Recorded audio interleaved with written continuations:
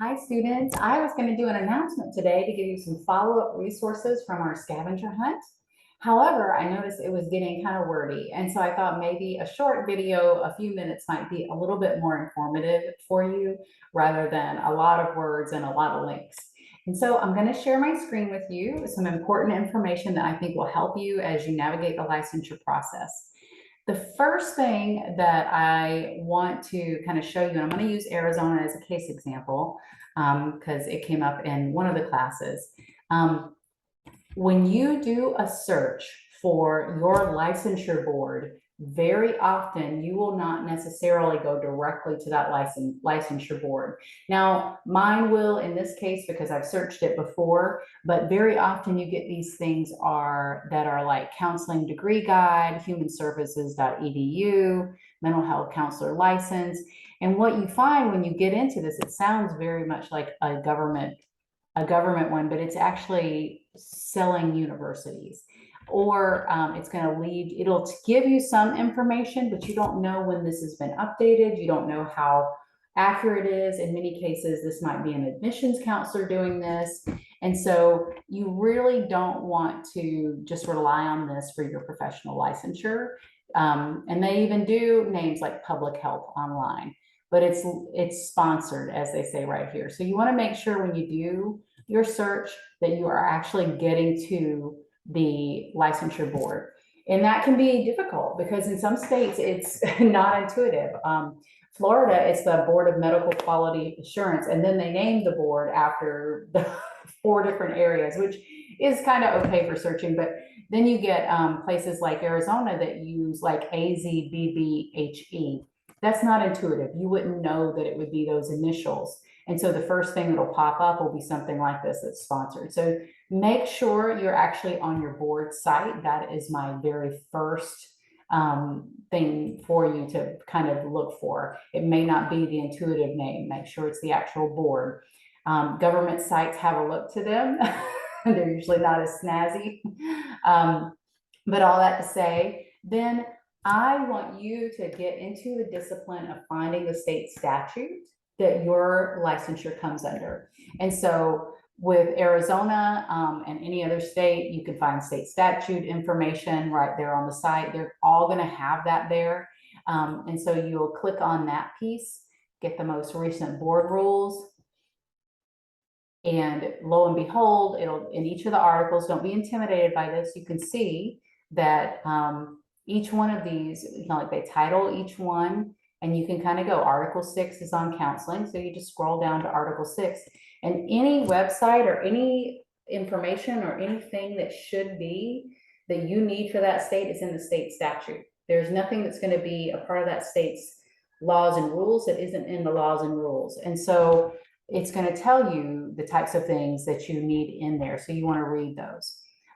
So it's important for you to get used to looking to the state statute, looking to those pieces, knowing where to get that information. Another trick too is sometimes you can actually just go to the application itself, and the application will often have the requirements directly on the application, but you still want to identify in the statute where the things that you need are so that you can have that.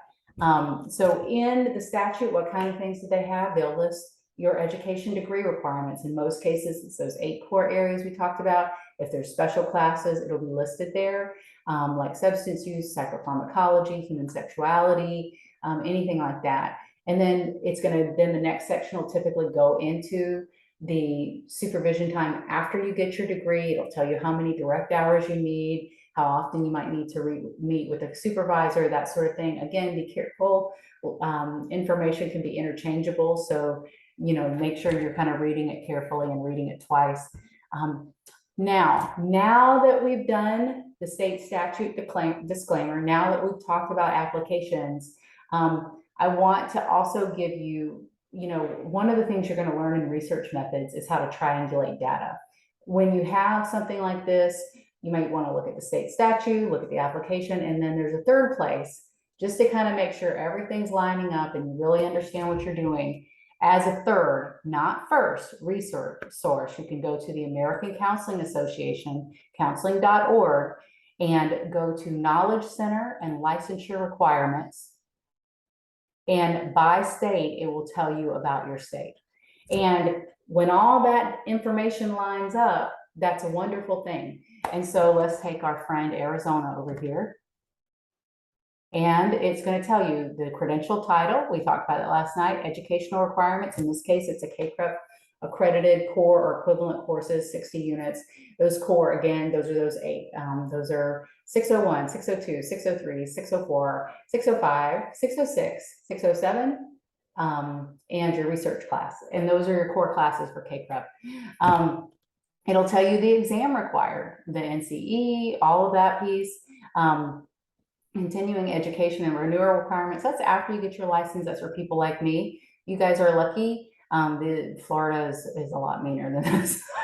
So, clinical supervision requirements. This is that term after the degree. It's telling you exactly, you know, a little bit more about that. And then they'll go into things like scope of practice and reciprocity and that sort of thing.